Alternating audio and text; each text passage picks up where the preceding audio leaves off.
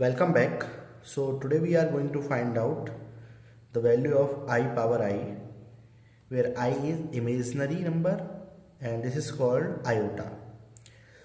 So you will feel surprised at the end of the solution that the real number will be come out as an answer of this expression. So let's do not waste time and start this problem. So let's first focus on I.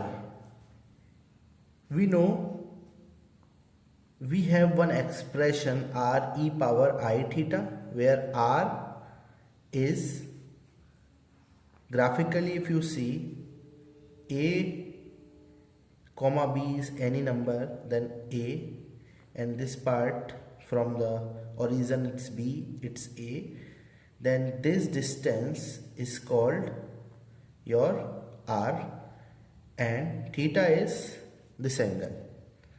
So in other form you can write this is as cos theta plus I sin theta. So 0 plus 1 into I.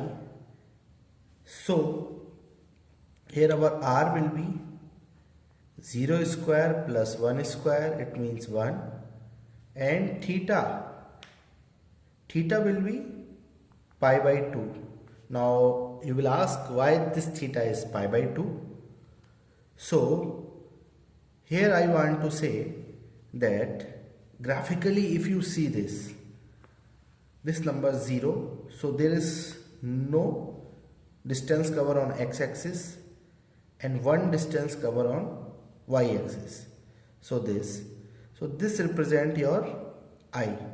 Now if you find out the angle from this axis to reach this will be pi by 2. Hence this theta is pi by 2. In another way, you can write any complex number as z equal to a plus ib. So here we can write I is 0 plus I into 1. So the r value which we have find out, which is a square plus b square, hence this will be 0 square plus 1 square, this is 1. Theta equal to tan inverse b by a, hence tan inverse 1 by 0, which is tan inverse infinity equal to pi by 2. So by any method you can see that your I is nothing but r is 1 e power I pi by 2. That is one solution for your I.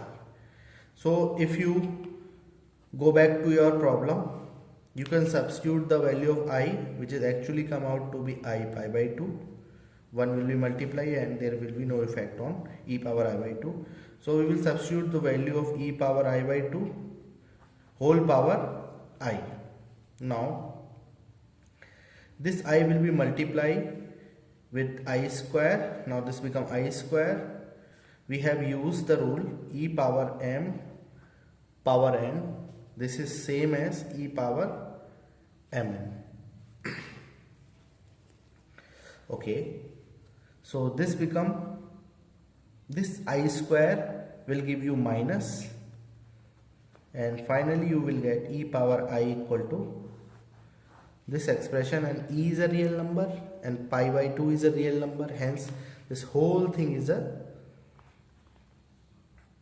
real number. Now this is one solution for I power I. Now to find out the general solution, we will write I equal to r cos theta plus I sin theta. We have already seen r equal to 1. Now for the general solution, that theta will become pi by 2 plus 2n pi. The same for the sine, pi by 2 plus 2n pi. Okay, here n belongs to set of integers, so when you put n equal to 0, you will get the same answer cos pi by 2 plus I sin pi by 2. When you put n equal to 1, you will get one whole rotation and so on. So now your I is become in the complex form. This is r e power I theta. So you can see this is your theta.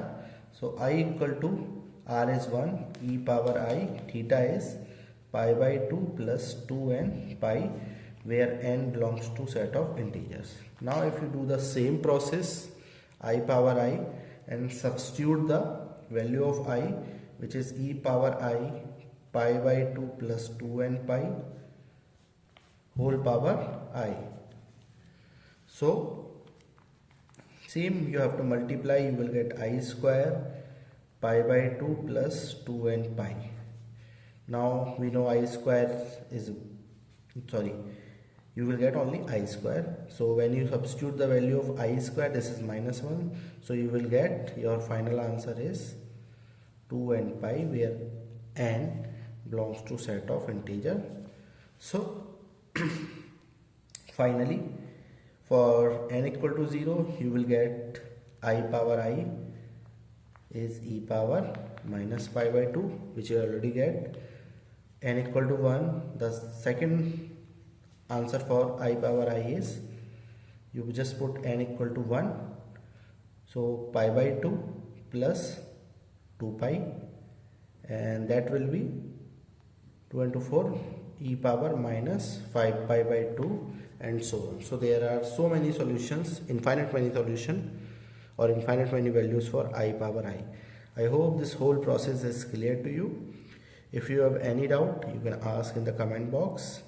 And that is very interesting one, that imaginary number and its power, it's giving you real answers.